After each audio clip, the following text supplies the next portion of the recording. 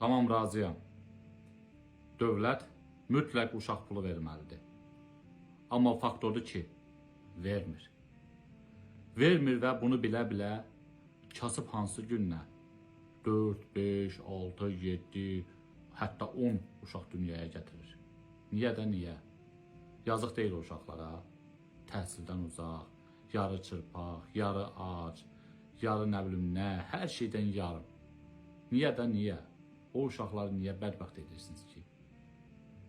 Yəni, nə bilim, sosial müavinətləri daha yaxşı olan Avropa ölkələrində 1-2 uşaq dünyaya gətirirlər. Bizdə isə baxırsan, dolana bilmirəm deyir, amma 10 dənə uşağı var. Niyə daha qardaş, niyə? Tamam, özün pis vəziyyətdə yaşayırsan. Uşaqları niyə pis günə qoyursan? O uşaqları dünyaya gətirərək onları niyə əziyyət verirsən? Dərdin nədir sənin? Bu nəyin egoizmidir? Yenə deyirəm, dövlət mütləq uşaq pulu verməlidir. Amma vermir də, vermir.